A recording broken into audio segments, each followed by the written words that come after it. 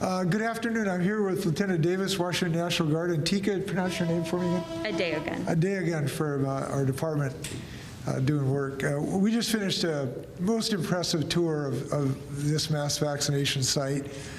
I'm so happy that our state has been able to work with so many partners here in the Valley to get this incredibly efficient operation going.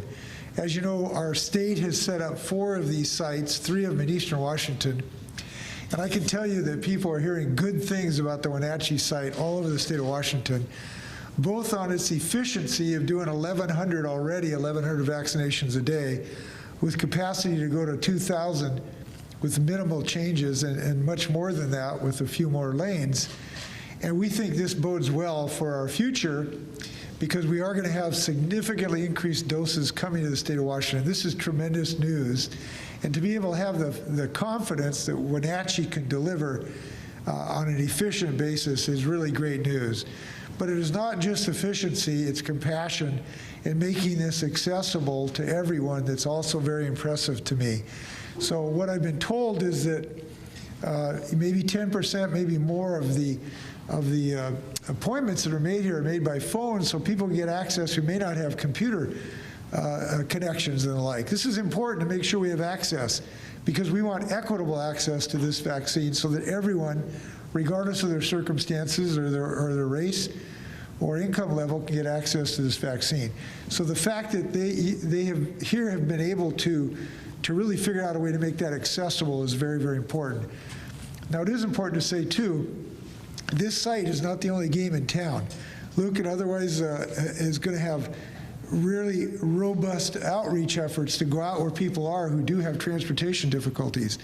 I'm going north to Chelan today to look at one of the first pop-up mobile clinics to get to people who work in the agricultural industry, so that we can get to people who may not have good transportation.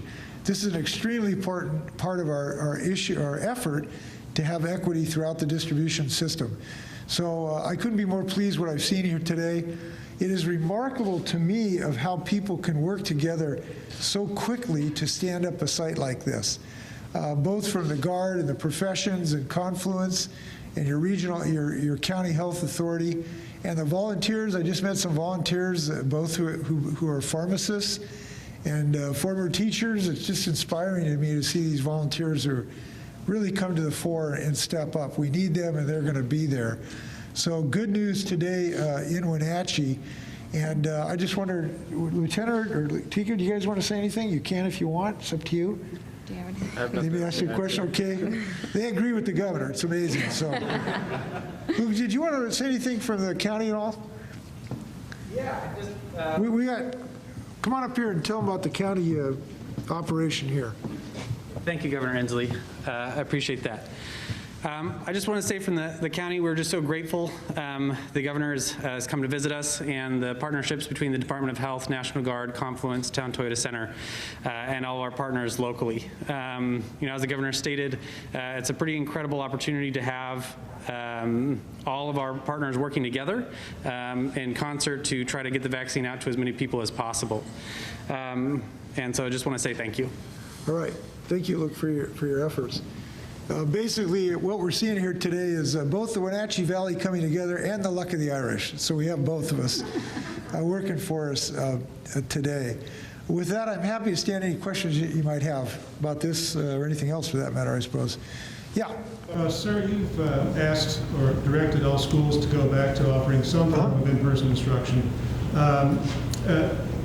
However, young people are still not eligible for the vaccine in Washington. Montana just recently changed their way of approaching it so that all people 16 and over, the Pfizer vaccine works for 16 and over, would be eligible starting April 1st. Is there any thought to making this vaccine more accessible soon to young people who might be going back to class, restarting their social lives, being very mobile, when you have your driver's license, et cetera? Well, obviously, we want to get the vaccine accessible to everyone as fast as humanly possible.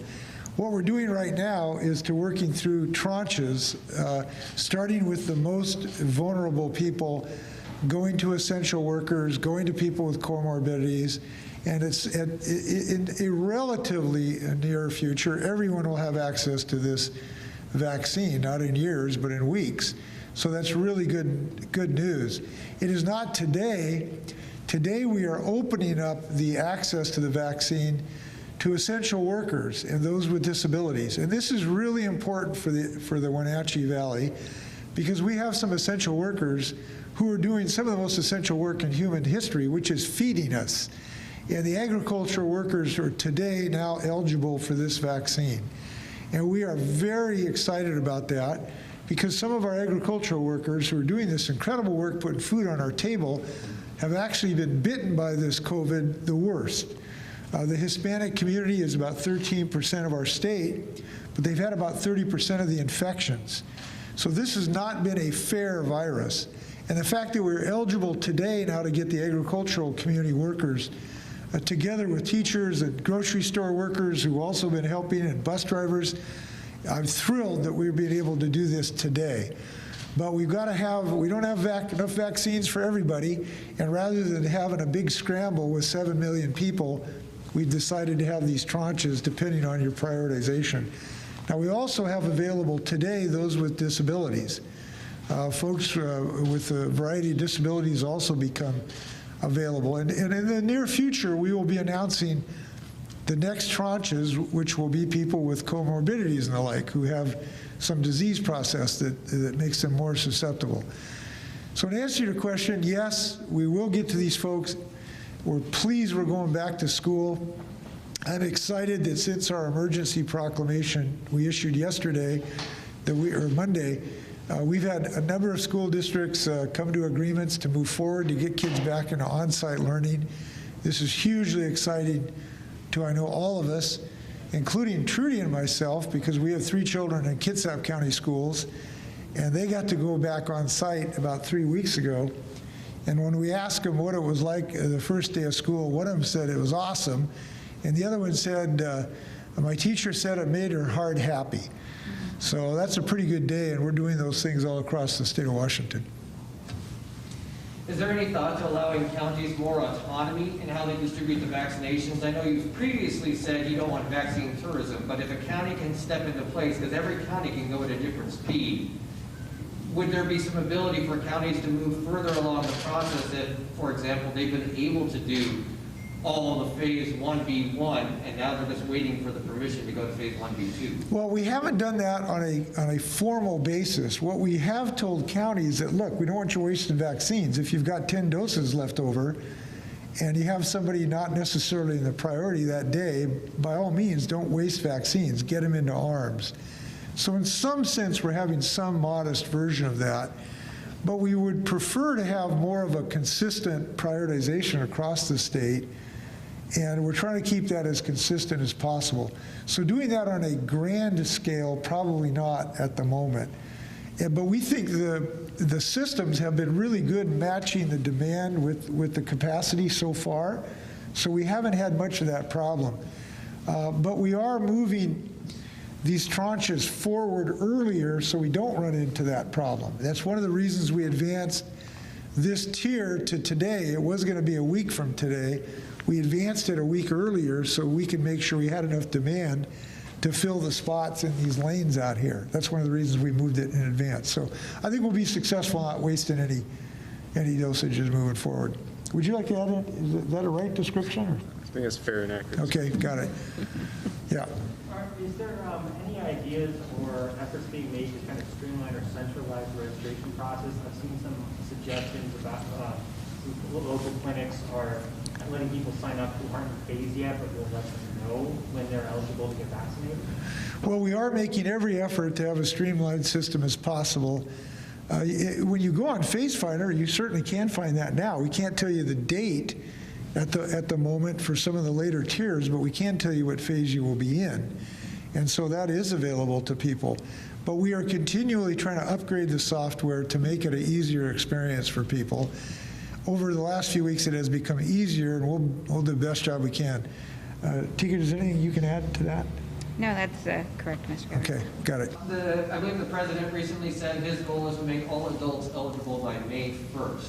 Your strategy right now has mapped out through phase 1B4 and not beyond that. Can you hit that deadline And at what point will people who aren't part of these known groups right now get an idea of when they'll be eligible for vaccination? Yeah, we have not made those decisions yet. We're still evaluating some of the most recent usage patterns. We'll know more, we hope, in a few days as we look at how fast people are going through this tranche. So the answer to your question is we don't know the answer today, but we will, in the weeks to come, obviously. It is an ambitious target, but we are seeing increasing production of these sites. And every time a guard medic, does an injection, we get closer to that opportunity. So we'll have more to say in the upcoming weeks. Yeah. By the way, if I can, I'll tell you some really good news. The production of the system has increased so significantly. To be able to even think about a May 1 target is really great news. And I credit the Biden administration for putting the pedal to the metal. And we do have confidence in the production. I spoke to the CEO of Pfizer last week, and listening to him, I'm quite confident that the targets that we're talking about on production are going to be met. So that's really good news. And we have good news in Wenatchee increasing the logistical capability as well. Yeah. Are people going to be using their vaccination cards for doing certain activities or traveling eventually? It's a possibility, but we don't have any immediate plans for, a vaccine passport or anything like that. So that's going to be an evolutionary process. Not at the moment. We don't have any DOH plans to think about it from a certification standpoint. Yeah. Sir, there was an article in a magazine called The Week just yesterday that compared Washington's performance against New York State. And of course, Washington beats many other states in the metrics of how it's coped with the virus. So if there's one particular lesson you think you would pass on to other states that you've learned in this process about pandemic response, can you characterize what that would be? First, if you're going to be governor of the best state in the nation, and that's Washington. So that's the first advice. By the way, we were, as I say, I'm not making this up. As you know, U.S. News and World Report ranked us best state in the nation 2 years in a row. And our response to COVID has reflected a state that embraces science, that works together, that forms partnership like we see here. This is an example of what Washington does. And sort of it has persistence and a compassion for each other. I think our success is a testament to the kind of values, the culture of the state of Washington.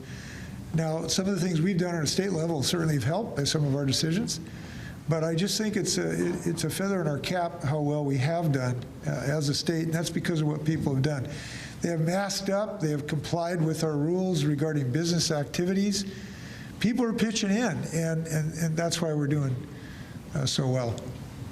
Charlie from Como asked me to ask this, so just so you know where it's coming from. Yeah. There was a report this morning from ABC's Jonathan Karl. He wrote a book about the Trump administration last year, and I guess they're doing an addendum to it, in which the naval hospital ship Mercy was originally scheduled to come to Seattle, and then the president at the time, President Donald Trump, actually had it stopped and sent to Los Angeles because of things that you had said about him. And Charlie was hoping that you would maybe respond to that statement and sort of that question of like, did you have any response to sort of that report or that information? I have no information to indicate that that's what happened. So if there's some information, I have not read that report. That would be news to me if that was the circumstance. We did have substantial discussion with the administration about the usage of that ship. Basically, our understanding was the decision at the time was made based on the scope of the geographical area that it could service. So I really can't comment on this because I haven't heard of that particular report. By the way, before we break up, I do want to say something about the events in Atlanta that is such a national trauma for us right now. I know that we know how horrific these events were. I know that we don't know exactly what the circumstance or the motivation of that violence, but I do want to say that we do have a problem with violence against our fellow Americans who are of Asian American heritage right now, and it is everywhere in the United States, including our state. And whatever happened to the specifics in Atlanta, I am hopeful that all of us can band together, standing very loudly against this violence against the Asian American community. This is something that has touched many of our families, their children. The anxiety they've had right now is profound. And it is a moment I hope we can all wrap our arms around this community and tell them that we will not accept this violence against our Asian American neighbors. We feel very strongly about that. Anything else? Thank you very much. Be healthy, mask up, get a vaccine. Thank you.